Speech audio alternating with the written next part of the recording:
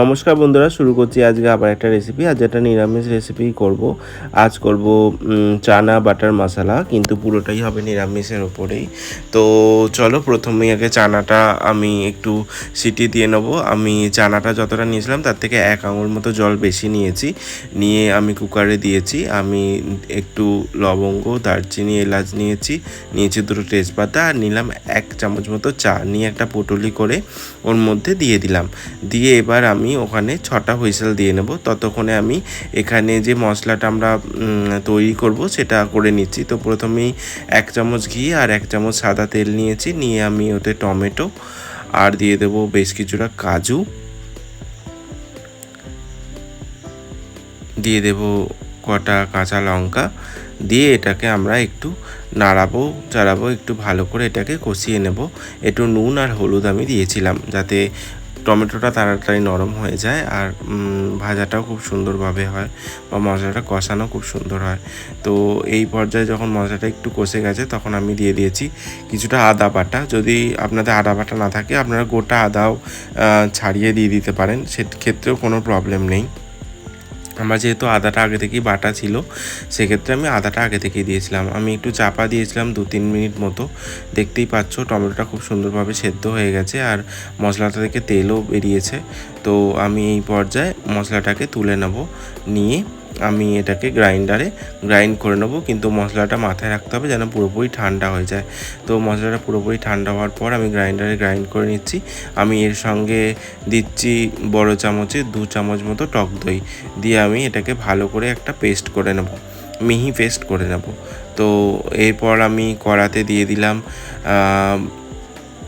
কটা দারচিনি, আর দিয়েছি একটা শুকনো লঙ্কা আর অল্প একটু তেজপাতা, দিয়ে দিলাম কিছুটা জিরে, আর দিয়ে দেবো একটু হিং। দিয়ে 10 সেকেন্ড মতো আমরা ওয়েট করব যাতে মশলাটা ফোড়নটা খুব ভালোভাবে হয়ে যায়। তারপর আমরা দিয়ে দেব ওই যে আগে থেকে মশলার পেস্টটা করে রেখেছিলাম, সেই পেস্টটা পুরোটা আমরা এবার দিয়ে দিচ্ছি, দিয়ে ভালো করে নাড়াতে থাকবো। আর এই সময় চেষ্টা করবেন গ্যাসের ফ্লেমটা যেন লোয়ে থাকে, তার কারণ রয়েছে কাজু বাদাম আর রয়েছে টক দই, টক দইটা কেটে যাওয়ার ভয় থাকে, আর কাজু বাদামটা তলায় লেগে যাওয়ার ভয় থাকে। সেক্ষেত্রে একটু কমিয়ে রাখারই চেষ্টা করবেন। আমি দিয়ে দিয়েছি স্বাদ মতো নুন, দিয়ে দিলাম ধনে গুঁড়ো, জিরে গুঁড়ো, দিয়ে দেবো অল্প একটু হলুদ গুঁড়ো, দিয়ে দেবো আপনারা দেবেন আপনাদের টেস্ট মতোই লঙ্কার গুঁড়োটা, আমি অল্প একটু লঙ্কার গুঁড়ো দিলাম। দিয়ে আমি দিয়ে দেবো অল্প একটু চিনি। দেওয়ার পর এবার আমি একটু ভালো করে এটাকে এবার মিশিয়ে নেব, নিয়ে আমি কিছুক্ষণ হতে দেব। এদিকে আমরা চানাটা সেদ্ধ হতে দিয়েছিলাম। আমাদের 6টা হুইসেল দেওয়ার কথা ছিল, তো লাস্ট হুইসেল পড়ে গেছে। এবার আমরা গ্যাসটাকে অফ করে দেবো যাতে চানাটা ভালোভাবে হয়ে যায়, এবং 5 মিনিট মতো আমরা এটাকে এইভাবেই ছেড়ে দেব। তারপর নিজে থেকে ওটা ওপেন হয়ে যাবে। তো নিজে থেকে ওটা ওপেন হয়ে গেছে, আর চানাটা খুব সুন্দরভাবে সেদ্ধও হয়ে গেছে, দেখতেই পাচ্ছ।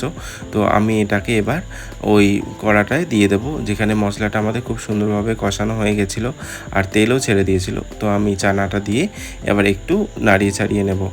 তো আপনাদের যদি জল লাগে আপনারা দেবেন, আমি তো পর্যাপ্ত পরিমাণেই জল রেখেছিলাম, তো সেক্ষেত্রে আমার আর জল এক্সট্রা করে লাগেনি।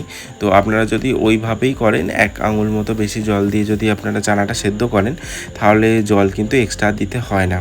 তো এই পর্যায়ে আমাদের হয়ে গেছে। আমরা এবার চানাটাকে একটু নাড়াচাড়া করে নিচ্ছি, নিয়ে আমরা 5 মিনিট মতো ফুটতে দেবো। 5 মিনিট মতো ফুটে গেলে আমি দিয়ে দিয়েছি একটু গরম মশলা গুঁড়ো, আর দিয়ে দিয়েছি কিছুটা কাসুরি মেথি, দিয়ে আমি ভালো করে মিলিয়ে নেব। ভালো করে মিলিয়ে নিলেই আমাদের রেসিপি রেডি। আশা করছি আজকের ভিডিওটা ভালো লেগেছে।